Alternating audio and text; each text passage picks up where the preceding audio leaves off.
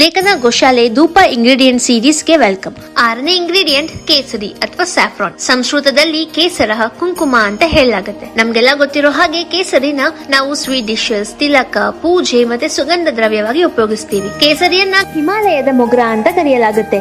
ಆದ್ರೆ ಸನಾತನ ಧರ್ಮದಲ್ಲಿ ಕೇಸರಿ ಕೇವಲ ಸ್ಪೈಸ್ ಅಲ್ಲ, ಇದು ಅಗ್ನಿ, ಸೂರ್ಯ, ಗುರು ಮತ್ತೆ ಸತ್ವ ತತ್ವಗಳ ಸಂಗಮ. ಕೇಸರಿ ಸಿಗೋದು ಕ್ರೋಕಸ್ ಸ್ಯಾಟಿವಸ್ ಅನ್ನೋ ಹೂವಿನ ಕೇವಲ 3 ಸ್ಟಿಗ್ಮಾ ಇಂದ. 1 ಗ್ರಾಂ ಕೇಸರಿ ತಯಾರಾಗೋಕೆ 150ರಿಂದ 200 ಹೂಗಳು ಬೇಕು. ಅದಕ್ಕೆ ಇದು ಅತ್ಯಂತ ರೇರ್ ಮತ್ತೆ ಶುದ್ಧ ದ್ರವ್ಯ ಅಂತ ಪರಿಗಣಿಸಲ್ಪಟ್ಟಿದೆ. ಕೇಸರಿ ಸಾಧಾರಣವಾಗಿ ಹಿಮಾಲಯ ಪರ್ವತ ಶ್ರೇಣಿಗಳಲ್ಲಿ ಶರದ್ ಋತು ಅಂದ್ರೆ ಆಟಮ್, ಹಿಂದೂ ಕ್ಯಾಲೆಂಡರ್ ಪ್ರಕಾರ ಭಾದ್ರಪದ, ಅಶ್ವಿನ ಅನ್ನೋ ಆಸ್ಪಿಷಿಯಸ್ ಟೈಮ್ ಅಲ್ಲಿ ಮಾತ್ರ ಬೆಳೆಯುತ್ತೆ. ಆ ಒಂದು ಸಮಯ ಹಾರ್ವೆಸ್ಟ್ ಸೀಸನ್ ನ ಬ್ಲೆಸ್ಸಿಂಗ್ ಮತ್ತೆ ಫ್ರಾಗ್ನೆಂಟ್ ಎಂಡವರ್ ಅಂತ ಕೂಡ ಹೇಳ್ತಾರೆ. ಇದರಿಂದ ಪ್ರಕೃತಿ ನಮ್ಗೆ ಒಂದು ಪಾಠ ಹೇಳುತ್ತೆ, ಯಾವ ದ್ರವ್ಯ ಎಷ್ಟು ಶಕ್ತಿಶಾಲಿ ಅದು ಬೆಳೆಯೋದು ಅಷ್ಟು ಸುಲಭವಲ್ಲ ಅಂತ. ಚರಕ, ಸುಶ್ರುತ ಮತ್ತೆ ಅಷ್ಟಾಂಗ ಹೃದಯ ಗ್ರಂಥಗಳಲ್ಲಿ ಕೇಸರಿನ ರಸಾಯನ, ಮೇದ್ಯ, ಹೃದಯ ಮತ್ತೆ ವರ್ಣ್ಯ ದ್ರವ್ಯ ಅಂತ ವರ್ಣಿಸಲಾಗಿದೆ. ಇದು ಮನಸ್ಸಿನ ಒತ್ತಡವನ್ನ ಶಾಂತವಾಗಿಸಿ ಹೃದಯಕ್ಕೆ ಬಲವನ್ನ ನೀಡಿ ಪಿತ್ತ ವೃದ್ಧಿಯನ್ನ ಕಮ್ಮಿ ಮಾಡುತ್ತೆ. ಅದಕ್ಕಾಗಿ ತಿಲಕ, ಅಭಿಷೇಕ ಜಲ ಮತ್ತೆ ಸ್ಯಾಕ್ರೆಡ್ ಲೇಪಗಳಲ್ಲಿ ಕೇಸರಿನ ಉಪಯೋಗಿಸಲಾಗುತ್ತೆ. ಆಗಮ ಮತ್ತೆ ಪುರಾಣ ಪರಂಪರೆಯಲ್ಲಿ ಸುಗಂಧಿ ದ್ರವ್ಯಗಳು ದೇವತಾ ಆರಾಧನೆಯಲ್ಲಿ ಅತ್ಯಂತ ಮುಖ್ಯ ಅಂತ ಹೇಳಲಾಗಿದೆ. ಕುಂಕುಮ ಮತ್ತೆ ಗಂಧ ದ್ರವ್ಯಗಳನ್ನ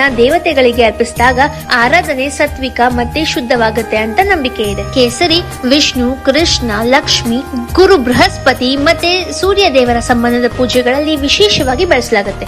ಯಾಕಂದ್ರೆ ಇದರ ಸುವಾಸನೆ ಮನಸ್ಸನ್ನ ಶಾಂತವಾಗಿಸಿ ಭಕ್ತಿಯ ಭಾವವನ್ನ ಡೀಪ್ ಮಾಡುತ್ತೆ. ವೇದ ಹೇಳೋ ಪ್ರಕಾರ ದೇವತಾನ ಮುಖಂ ಅಗ್ನಿ, ಅರ್ಥಾತ್ ಅಗ್ನಿ ದೇವತೆಗಳಿಗೆ ಸಂದೇಶವಾಹಕ. ಕೇಸರಿ ಅದರ ಸುವಾಸನೆಯಿಂದ ಮಂತ್ರ ಶಕ್ತಿಯನ್ನ ಸಟಲಾಗಿಸಿ ಧ್ಯಾನ ಮತ್ತೆ ಜಪಕ್ಕೆ ಅನುಕೂಲ ವಾತಾವರಣ ಸೃಷ್ಟಿಸುತ್ತೆ. ಕೇಸರಿಯ ಇನ್ನೊಂದು ಅದ್ಭುತ ವಿಷಯ ಗೊತ್ತಾ? ಭಾಗ್ವ ಅಥವಾ ಕೇಸರಿ ಬಣ್ಣ ತ್ಯಾಗ, ವೈರಾಗ್ಯ, ಜ್ಞಾನ ಮತ್ತೆ ಧರ್ಮದ ಪ್ರತೀಕ. ಮೆಟೀರಿಯಲ್ ಜೀವನದ ಆಸಕ್ತಿಯಿಂದ ಹೊರಬರುವಂತ ಸಂಕೇತ. ಆದ್ರಿಂದ ಸಾಧು ಸಂತರು ಕೇಸರಿ ವಸ್ತ್ರವನ್ನ ಬಳಸೋದು. ಸಮರ್ಥ ರಾಮದಾಸರು ಕೇಸರಿಯನ್ನ ಧಾರ್ಮಿಕ ಮತ್ತೆ ರಾಷ್ಟ್ರೀಯ ಶಕ್ತಿಯ ಚಿಹ್ನೆ ಅಂತ ಹೇಳಿದಕ್ಕಾಗಿ ರಾಜ ಮಹಾರಾಜರು ಭಾಗ್ವ ಅಂದ್ರೆ ಕೇಸರಿ ಧ್ವಜವನ್ನ ಹಿಂದುವಿ ಸ್ವರಾಜ್ಯದ ಪ್ರತೀಕವಾಗಿ ಸ್ವೀಕರಿಸಿದ್ರು. ಇನ್ನೊಂದು ಉಲ್ಲೇಖದ ಪ್ರಕಾರ ವಾಲ್ಮೀಕಿ ರಾಮಾಯಣದ ಒಂದು ಪ್ರಸಂಗ, ಸೀತಾಮಾತೆ ಸಿಂಧೂರವನ್ನ ಬಳಸ್ತಿದ್ದಾಗ ಆ ಸಂದರ್ಭದಲ್ಲಿ ಅದನ್ನ ಗಮನಿಸಿದಂತ ಹನುಮಂತ ಸೀತಮ್ಮನನ್ನ ಏನಿ ಲೇಪ ಅಂತ ಪ್ರಶ್ನಿಸಿದ್ರಂತೆ. ಸೀತಮ್ಮ ಹೇಳ್ತಾರೆ, ಇದು ನನ್ನ ಪ್ರಭು ಶ್ರೀರಾಮನ ದೀರ್ಘ ಆಯುಷ್ಯ, ಶಕ್ತಿ ಮತ್ತೆ ಕ್ಷೇಮಕ್ಕಾಗಿ ಅಂತ. ಇದನ್ನ ಕೇಳಿದಂತ ಹನುಮಂತನಿಗೆ ಒಂದು ವಿಚಾರ ಬರುತ್ತೆ, ಸ್ವಲ್ಪ ಸಿಂಧೂರ ನಮ್ಮ ಪ್ರಭುಗೆ ಇಷ್ಟು ಶಕ್ತಿ ನೀಡಿದ್ರೆ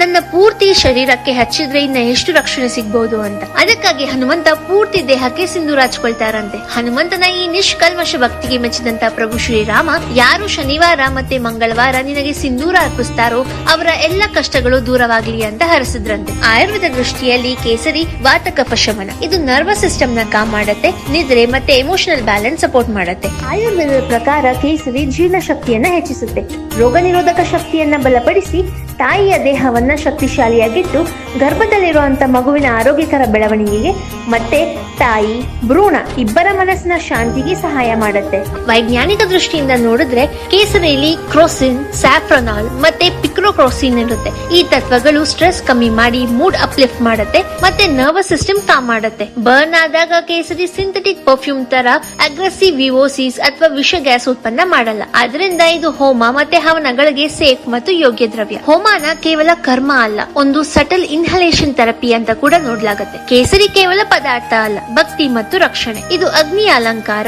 ಗುರು ತತ್ವದ ಆಶೀರ್ವಾದ ಮತ್ತೆ ದೇವತೆಗಳ ದ್ರವ್ಯ. ಅದಕ್ಕೆ ಸನಾತನ ಧರ್ಮದಲ್ಲಿ ಕೇಸರಿಯನ್ನ ಹೋಮ ಹವನ ಸಾಮಗ್ರಿಯಲ್ಲಿ ಅತ್ಯಂತ ಗೌರವ ಮತ್ತೆ ನಿಯಮದ ಜೊತೆ ಬಳಸ್ತಾರೆ. 7ನೇ ದಿವ್ಯ ದ್ರವ್ಯದ ಜೊತೆ ಮೀಟ್ ಮಾಡೋಣ. ಟಿಲ್ ದೆನ್, ಜೈ ಶ್ರೀ ಕೃಷ್ಣ.